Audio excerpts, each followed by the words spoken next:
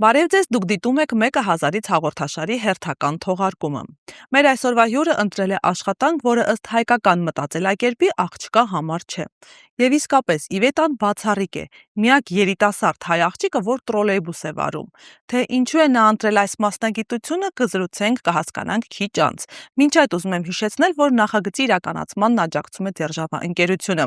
Եվ այդ աջակցությունը իսկապես շատ կարևոր է, քանի որ շատ մարդիկ դիտելով մեր հաղորդումները անհատապես օգնում են մեր հյուրերին։ Հետևաբար ձեր դիտումը, մեկնաբանությունը եւ տարածումը եւս շատ կարեւոր է մեզ համար, քանի որ դրանով դուք ձեր նպաստն եք բերում ոչ միայն հաղորդման զարգացման գործին, այլ նաեւ մեր հյուրերի խնդիրների բարձրաձայնմանը եւ լուծումներ գտնելու հարցին։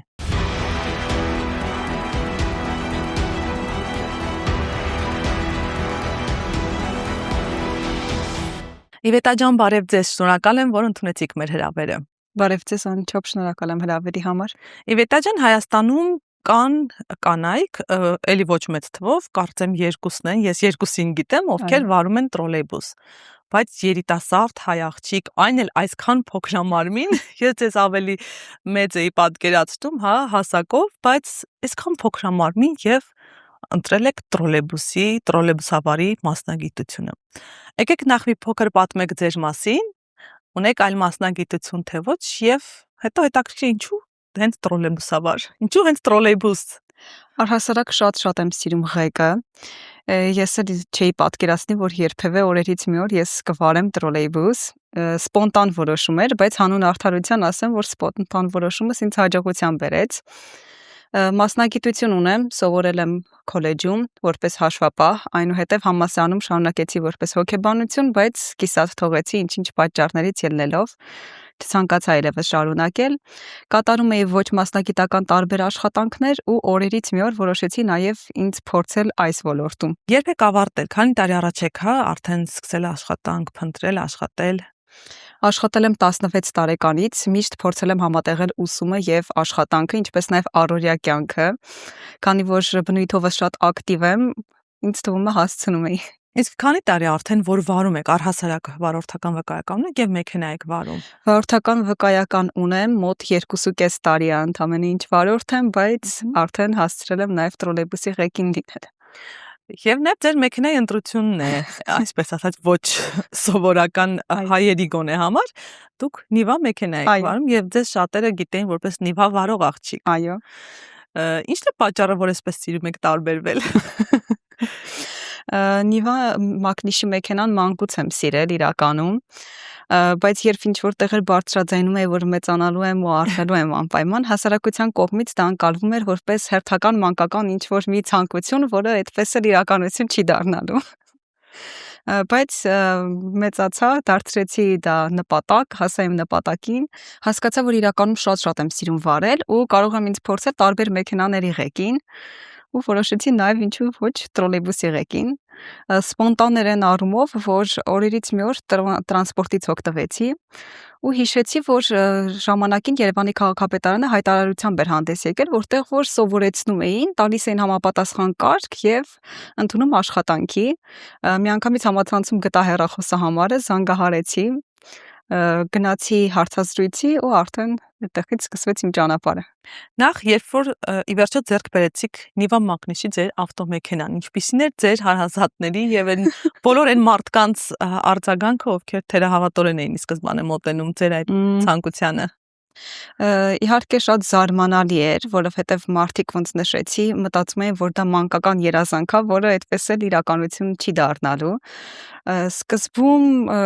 նաև կար հասարակության կողմից այդ բացասական վերաբերմունքը, որովհետև հասարակության համար ընդունված է, որ այդ մեքենայի ղեկին պետք է լինի տղամարդ պարտադիր։ Ու նաև կար, այսպես ասած, հենգրանք այն ժամանակ, երբ ինչ-որ առումով նաև թերանում էի, բայց ժամանակի ընթացքում ես հասկացա, որ այն մարդիկ, ովքեր որ հեգնանքով են վերաբերվում, ուղղակի իրանք չկան այլևս։ Ես նայում եմ շուրջս ու չեմ գտնում այդ մարդկանց։ Լավ, եթե Նիվայի ընտրությունը այդքան էլ տարօրինակ չէր, այսինքն մակնիշներ, հա, մի քիչ անսովոր, բայց շատ տարօրինակ էր ձեր ընտրությունը տրոլեյբուսի հարցում։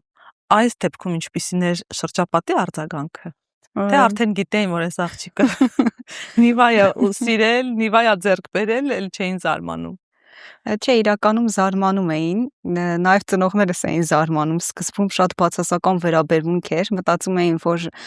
դժվար է նամանավանդ մեր այս վատ երթևեկության մեջ ու նաև շատ պատասխանատու աշխատանք է, որովհետև գործ ունենք մարդկային կյանքերի հետ, բայց երբ հասկացամ, որ ես վերջնական որոշումս կայացրել եմ ու ես դառնալու եմ, արդեն սկսեցին քաջալերել շատ։ Ինձ առաջին արձագանքն է հետաքրքիր ծնողների, ինչպես հայտնեցիք, որ դուք որոշել եք տրոլեյբուս վարել։ Իրականում շատ պատահմամբ ստացվեց այնպես, որ մայրս նստեց այն տրոլեյբուս, որտեղ որ ես ուզում էի արդեն վարել։ Սկզբում զարմացավ, հարցրեց դու այստեղ ինչ ես անում, ասացի, որ իմ որոշումը իրականում վերջնական է։ Այսինքն դուք արդեն ղեկին էիք։ Չէ, ես ինստրուկտորի կողքին կանգնած էի, դեռ սովորում էի տեսական մասերը։ Այնուհետև արդեն մի քանի օր անց սկսեցի վարել։ Այսինքն մայրը այդպես պատահաբար է իմացել։ Այո։ Եվ արձագանքը սկզբում ասաց, որ շատ զարմանալի է, որ ես իսկապես այդպես որոշել եմ ու դառնալու եմ, բացասական էր այն առումով, որ գիտակցում էր, որ իրոք շատ պատասխանատու աշխատանք է, բայց երբ հասկացա, որ չէ, իմ մոտ ստացվում է, սկսեց մայրս շատ քաջալերել ինձ։ Տրոլեյբուսը իրականում ավելի մեծ, ծանր եւ նաեւ խորհրդային տրանսպորտի հետ ասոցվածվող միջոց է տրանսպորտային, բայց ինչու հենց տրոլեյբուս, օրինակ կարող էիք, եթե սիրում եք վարել, կարող էիք վարել ավելի թեթև մարդատար մեքենա, կարող էիք վարել տաքսի, ինչու հենց տրոլեյբուս եւ ոչ օրինակ ավտոբուս կամ Ավտոբուսի մասին էլ էի մտածել, ուղղակի անհրաժեշտ էր համապատասխան D կարգը, որը որ ես չունեի, իսկ տրոլեյբուսի դեպքում Երևանի քաղաքապետարանն ու Երևանի էլեկտրատրանսպորտն արդեն անցկացնում են ուսուցման դրական ավարտից հետո եւ քննությունը դրական հանձնելուց հետո արդեն համապատասխան T կարգը տալիս։ Դրա համար ինձ ավելի հեշտ էր տրոլեյբուսին անցնելը։ Ավելի փոքր չափերով փոքր տրանսպորտային միջոցների մասին չեք մտածել, օրինակ տաքսի։ Իրականում առաքմամբ զբաղվել եմ, բայց հասկացել եմ, որ ավելի շատ կուզենայի պետական աշխատանք, որտեղ որ եկամտի առումով ավելի ստաբիլ է, կան արձակուրդայիններ եւ այլն եւ այլն։ Շատ լավ։ Պետական աշխատանքի դրական կողմերն իհարկե ավելի շատ են։ Շատ լավ, տրոլեյբուսը ընտրեցիք, ընդունվեցիք եւ սկսեցիք վարել։ Օրեկան շփվում եք հարյուրավոր, հազարավոր մարդկանց հետ։ Անմիջական շփում չի, բայց այդ մարդիկ ամեն օր նստում են, ռուլին տեսնում են փոքրամարմին աղջիկ, ինձ հետաքրքիր այդ մարդկանց արձագանքը։ Թեկուզ հենց ուսուցում անցնելու ժամանակվանից կային թե դրական արձագանքողներ, թե բացասական արձագանքողներ։ Հիմնականում ես աշխատում եմ ֆիքսվել դրականի վրա, որովհետև ինչպես նայում եք, դրականը միշտ ավելի շատ է լինում, քան բացասականը։ Ինձ շատ քաջալերում էին հիմնականում ավելի ավագ սերնդի ներկայացուցիչ կանայք, որովհետև հիշեցնում էին, որ խորհրդային հանրապետության տարիներին շատ կային կին տրոլեյբուսավարներ, ովքեր այդ ժամանակներում աշխատել են, բայց արդեն մեր նոր ժամանակներում, քանի որ ընդամենը մի հոգի էր, երբ ես ընդունվեցի, ես ոգեշնչվեցի նաև իրենից։ Ուզում եմ կոնկրետ դեպքեր հիշեք։ Եվ դրականից եւ բացասականից, կոնկրետ դեպքեր, կոնկրետ արձագանքներ։ Կա մի բացասական դեպք, որը որ կցանկանայի պատմել, ինչու ոչ, որը որ ինձ իրականում մոտիվացրեց անկախ իր բացասական լինելուց։ Դեռ մի քանի օր էր ինչ աշխատում էի, որոշ առումով նաև դժվարություն կար, որովհետև նոր էի, միայնակ էի, այդպես է, չէ, որ երբ վարորդական իրավունք նույնիսկ ստանում ենք, մեզ թվում է, թե մեր ինստրուկտորը անդադ մեր կողքին է լինելու, բայց մենք երբ մտնում ենք այս վատ երթևեկության մեջ ու մենակ ենք, սկզբում նաև այդ դժվարությունն է մենակ լինելու։ Հիշում եմ ինչ-որ մի խնդիր էր, անսարքություն էր առաջացել տրոլեյբուսի հետ ու մի պապիկ էր նստած, անընդհատ բացասական էր ասում, թե սաղ չկա, տեղը չի եւ այլն, ու կային աղջիկներ ու կանայք տրոլեյբուսում, ովքեր միանշանակ սենց քաջալերում էին ինձ ու այդ տղամարդուն սաստում էին, որովհետեւ հասկանում էին, որ նոր եմ, սովորում եմ դեռ։ Այդ մարդը շատ բացասական վերաբերմունք էր ցուցաբերում, ասում էր եթե տղա լիներ, եթե տղա, իսկ աղջիկներից մեկը շատ ճիշտ նկատառումով հանդես եկավ, որ մեր երկրում իրականում շատ փնովում են աղջիկներին դասում են ավելի նամանավանդ վարորդ աղջիկներին, այո, ավելի ցածր մակարդակում են դասում։ Այդ աղջիկը մի արտահայտություն թույլ տվեց տղամարդու հասցեին, որը իմ սրտի ամենանուրբ լարերին դիպչեց։ Իրականում բառացի իհարկե չեմ կարող ցիտել այդ խոսքը, բայց միտքն այն էր, որ երբ մեր հայ հասարակության մեջ նամանավանդ տղամարդիկ ունենում են աղջիկ երեխա, դա նրանց համար առանց էմոցիա մի երևույթ է լինում, բայց երբ տղա են ունենում, միանշանակ խմիչք, ալկոհոլ, խնջույք եւ այլն, ու այդ աղջիկը մի շատ կոպիտ արտահայտություն ասեց, բայց շատ տեղին ասեց, իսկ մեռնելուց ձեզ աղջիկը չի ջուր տալիս։ Ես այդ ամբողջ օրը մինչև օրվա ավարտ անկեղծ լացելով եմ աշխատել, փորձում էի իհարկե իմ արդյունքները զսպել ուղևորներին չհուսահատեցնելու համար, բայց ես հասկացա, որ իրոք մեր հասարակությունում անհրաժեշտ է կոտրել այդ կարծրատիպերը, ու այդ կարծրատիպերը իհարկե գալիս են ցավոք մեր կրթության շատ ցածր մակարդակի լինելու պատճառով, որ մարդիկ նաև բացի կրթությունից տանը չեն ստանում այն դաստիարակությունը, որ մարդու աշխատանքը, մարդու բարոյական աշխատանքը անկախ տարիքից, սեռից, ինչու ոչ նաև կրոնական պատկանելությունից անհրաժեշտ է ու արժանի է հարգանքի։ Իսկ ինչու էր ձեր սրտի լարերին դիպել այդ արտահայտությունը։ Որովհետև ես հասկացա, որ դա իրոք մեր հայ հասարակության պատկերն է, որ ամեն ինչում աղջիկներին փնովում են, աղջիկների ու կանանց դերը մեր հասարակության մեջ ցավոք ինչպիսին ես կուզենայի տեսնել։ Երբ մենք շատ խորանում ենք, թեկուզ մեր պատմության մեջ, մենք մեր պատմության մեջ ունեցել ենք Սոսե մայրիկ, ինչու ոչ, ես միշտ նշում եմ, բայց ներկա ժամանակներում աղջիկներին ավելի ցածր են դասում, քան տղաներին։ Իսկ այդ բացասական վերաբերմունքը հիմնականում պայմանավորված է նրանով, որ սա աղջկա գործ չէ, հա, այդ մտածելակերպով, որ սա աղջկա համար չէ։ Այո։ Իսկ եղել են օրինակ դեպքեր, երբ որ նստեն, տեսնեն ձեզ իջնեն կամ վախենալ, ինչ որ վախի արտահայտություն։ Վախենալ եղել է նույնիսկ ինստրուկտաժի ժամանակներից, ես նկատել եմ, որ ետևում մի կին խաչակնքվեց։ Եվ ձեր վերաբերմունքը արձագանքը ինչպիսին էր։ Իհարկե ես դեմ չեմ խաչակնքվելուն, բայց ես շատ կուզենայի, որ եթե հիշում են մեր կրոնը, հիշեն մեր կրոնը միշտ, այլ ոչ թե վախից ելնելով։ Իսկ դա ձեզ չթևաթափ չարեց, դուք ինքներդ էլ չսկսեցիք վախենալ։ Ի վերջո իսկապես ինձ համար էլ որպես աղջիկ վախենալու այդ մեծ տրանսպորտային միջոցը վարել։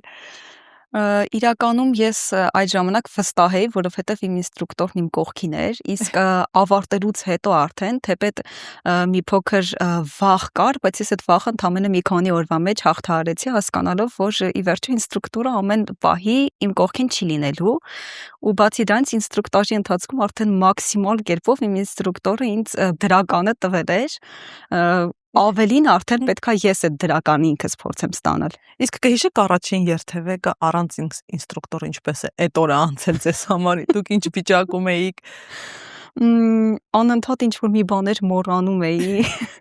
ու զանգահարում էի ինստրուկտորից։ Օրինակ ինչն էիք մոռանում։ Թարթիչ միացնել, չգիտեմ։ Չէ, ոչ թե թարթիչ միացնել, այլ մեքենայի շտանգաների հետ կապված ինչ որ մի բաներ կամ չգիտեմ, ոնց անեմ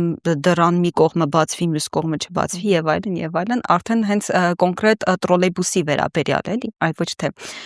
երթևեկության մնացած գործողությունների նկատմամբ, որովհետեւ ոնց նշեցիք վարել եմ, արդեն պրիմիտիվ բաները ավտոմատ կերպով իմ մոտ լինում էին, իսկ ինչ որ վերաբերվում էր հենց տրոլեյբուսին, այդ նրբություններին, տակ ինչ որ բաներ, որը որ նույնիսկ ինստրուկտորս մի քանի անգամ ինձ ասել էր, միևնույնն է մոռանում եմ, բայց դա ավելի շատ տեղի էր ունենում ոչ թե գիտելիքի պակասից, այլ պահի տակ ունեցող լարվածությունից, այո։ Իսկ ինչ որ անհարմար վիճակներ եղել են, չկարողանաք այդ առաջին օրերին դուռը բացել կամ այսպես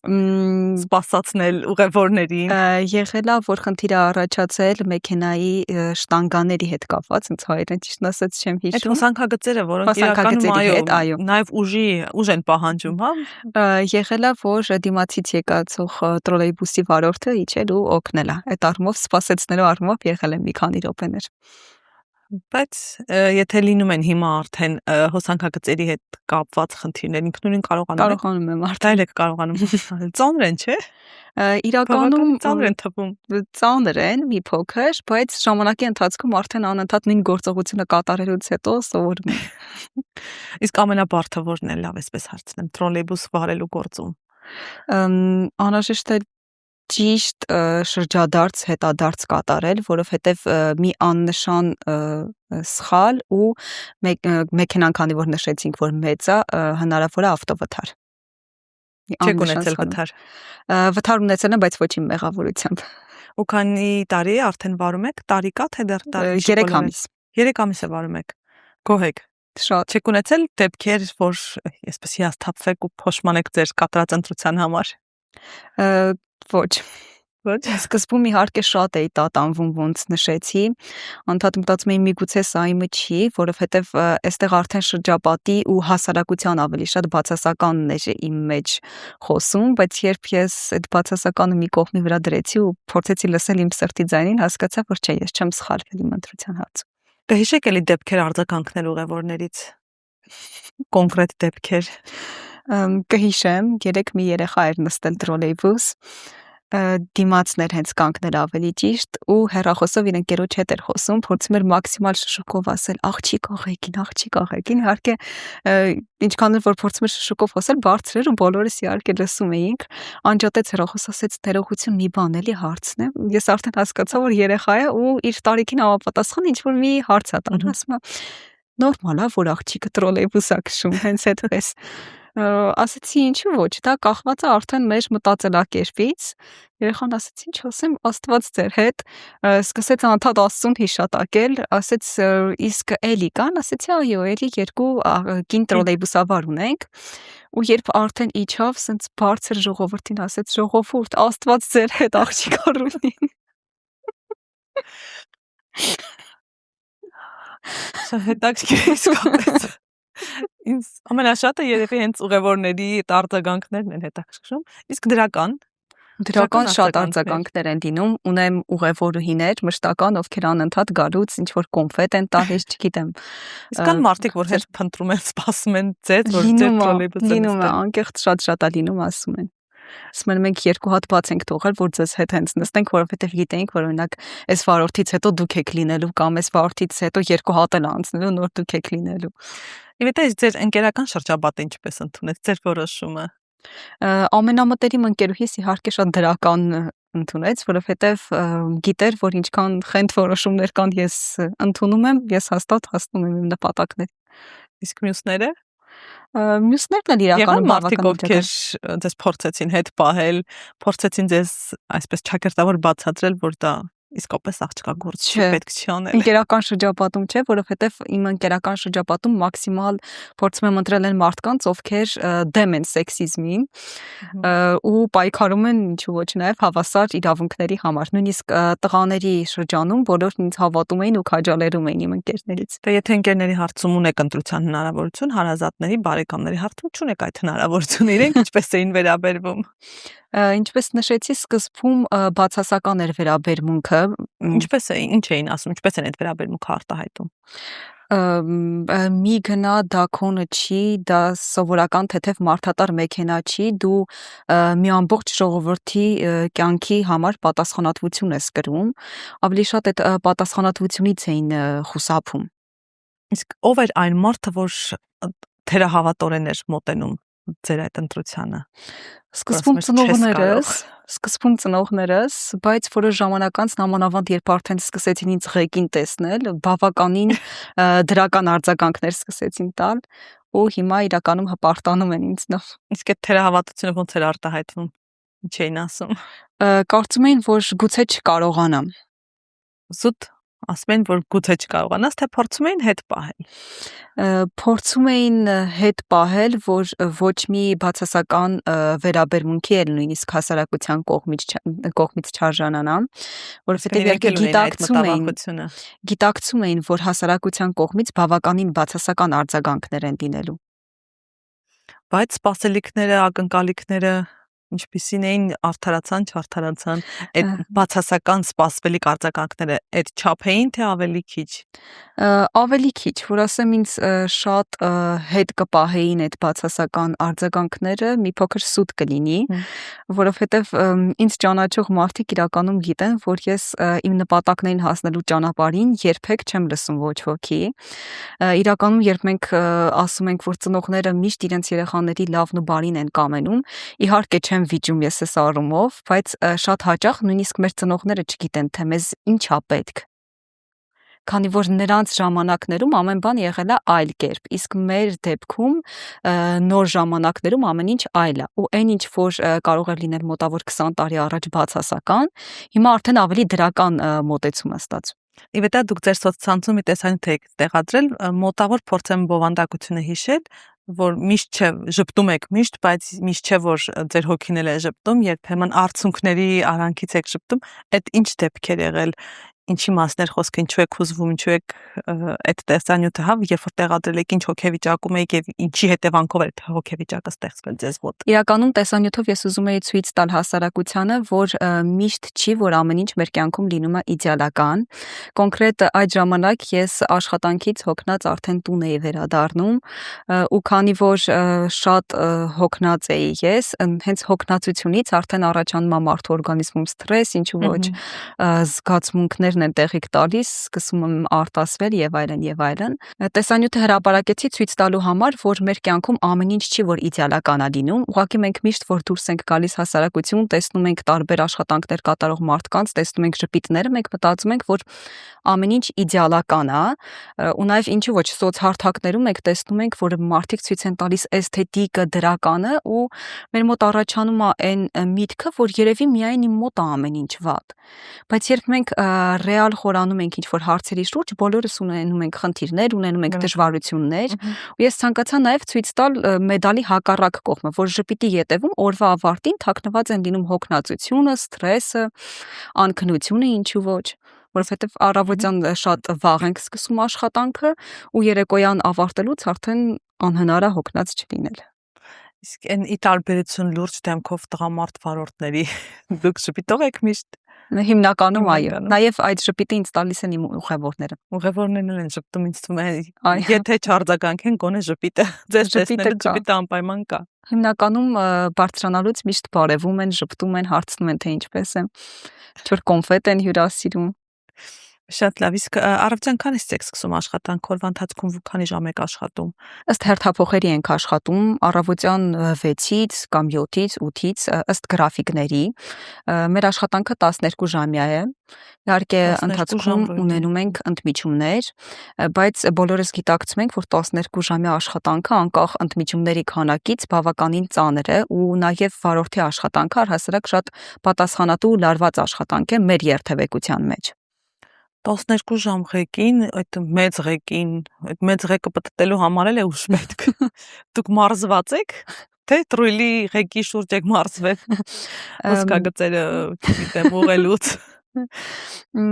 Ֆիզիկապես որ ասեմ մարզված եմ, սուտ կլինի, բայց ոնց նշեցի, կարող շատ ղեկի շուրջ երևի մարզվեցի։ Բայց առաջին օրերին ձգվածություն, մկանների չեք ունեցել։ Եղել է, շատ է եղել։ Նամանավանդ հենց առաջին աշխատանքային օրը, երբ միայնակ էի արդեն վարում, ոնց ասեցի, արդեն լարվածությունից նույնիսկ այդ ձգումները եղել են, նաև ցավը մեջքի շրջանում, որովհետև անընդհատ ղեկին նստելը ողնաշարի համար էլ է վնաս, ինչ խոսք ընդմիջումներին դուրս ենք, այս մի փոքր քայլում ենք այդ ամեն ինչից շեղվելու համար, բայց միևնույն է 12 ժամյա աշխատանքը բավականին բարդ է։ Եվ երբ որ արդեն անջատում եք շարժիչները իջնում եք ղեկից, ինչպիսին եք դուք։ Ինչով եք սիրում զբաղվել։ Առհասարակ իմ առօրյան մաքսիմալ դրական լիցքերով եմ աշխատում լցնել, ու նաև հասարակությունից ետ չմնալ։ Երբեմն թատրոն եմ այցելում կամ սրճարան, երբեմն նաև կարող եմ այնքան հոգնած լինել, որ նախընտրում եմ գալ տուն ու լռության մեջ վայելել օրվա ավարտը։ Իսկ ցես լինի՞մ է որ ճանաչեն դրսում։ Այո։ Իվետա իսկ միշտ եք տենց խենթուխելար որոշումներ սիրում կայացնել։ Միշտ չէ, բայց երբեմն պատահում։ Իսկ հաջորդ այդպես ոչ սովորական ասեմ որոշումը, որը կայացրել եք ձեր կյանքում, որն է եղել։ Տենիվան էլ չհաշված։ Էլի ունեցել եք այդպիսի որոշումներ, որոնք զարմացրել են։ Դեռ ոչ, բայց Բայց կան արժևում։ Արժևում են։ Շատ լավ։ Եթե ունեք ավելացնելու բան, եթե չէ, ավարտենք Ինձ զրույցը։ թվում է։